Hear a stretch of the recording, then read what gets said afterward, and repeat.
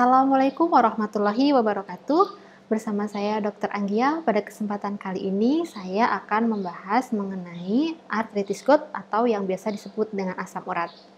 Kali ini kita akan membahas dari gejala hingga pencegahan asam urat. Apa saja itu? Sebelum kita lanjut, jangan lupa subscribe dan nyalakan notifnya biar kamu nggak ketinggalan info-info kesehatan lainnya. Sebelumnya kita kenalan dulu dengan apa itu asam urat. Asam urat adalah suatu senyawa yang berasal dari hasil metabolisme purin. Purin ini merupakan asam amino yang berasal dari pengolahan protein dalam tubuh.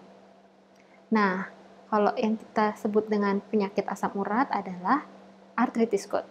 Artritis gout merupakan peradangan pada sendi yang disebabkan oleh penumpukan asam urat pada sendi. Penumpukan asam urat ini dapat membentuk kristal, sehingga sendi bisa terasa sangat sakit, dan juga bisa terjadi pembengkakan pada daerah sendi tersebut.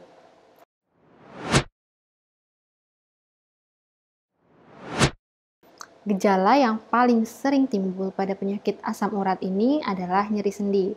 Nyeri sendi juga bisa disertai dengan pembengkakan serta warna kemerahan pada kulit daerah sendi. Namun, tidak semua nyeri sendi merupakan penyakit asam urat. Nyeri sendi juga bisa terjadi karena osteoartritis, artritis pada penyakit sistemik seperti pada penderita lupus, dan juga bisa terjadi karena rheumatoid arthritis. Maka, penegakan diagnosis di sini menjadi sangat penting untuk menentukan pilihan terapi yang tepat pada pasien. Untuk menegakkan diagnosis, biasanya dokter melakukan wawancara pada pasien, pemeriksaan fisik, serta pemeriksaan penunjang laboratorium. Pemeriksaan laboratorium yang biasa dilakukan pada pasien gout yang pertama adalah tes darah. Tes darah di sini untuk melihat kadar asam urat pada seseorang serta untuk melihat peningkatan kreatinin pada darah seseorang. Nah, pada pasien dengan peningkatan asam urat belum tentu mengidap penyakit asam urat atau artritis gout. Yang kedua adalah pemeriksaan cairan sendi.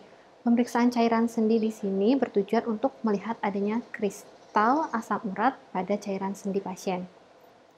Yang ketiga adalah pemeriksaan urin tampung 24 jam. Apakah terdapat asam urat pada urin yang dihasilkan oleh pasien tersebut?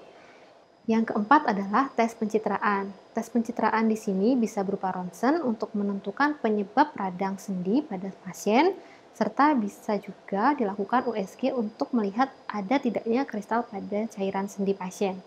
Berikut ini adalah tips untuk mengontrol kadar asam urat dalam darah. Yang pertama adalah perbanyak minum air putih. Yang kedua, menghindari makanan dengan zat purin yang tinggi. Yang ketiga, tidak mengonsumsi minuman beralkohol. Yang keempat, konsumsi buah-buahan yang memiliki antioksidan tinggi. Yang kelima, menghindari obesitas. Dan yang terakhir adalah rutin berolahraga. Untuk pengobatan asam urat itu sendiri, biasanya dokter memberikan pereda nyeri, memberikan obat untuk menurunkan kadar asam urat dalam darah, dan yang ketiga adalah mengatur diet rendah purin. Pada kasus yang berat atau pada kasus komplikasi, bisa juga dilakukan pembedahan atau tindakan operasi.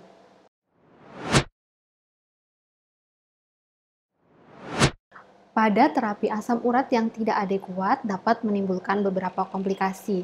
Di antaranya yang pertama adalah pembentukan benjolan keras atau tofi, yang kedua adalah kekambuhan nyeri pada asam urat, bahkan bisa terjadi pengeroposan sendi, yang ketiga adalah terjadinya pembentukan batu pada ginjal.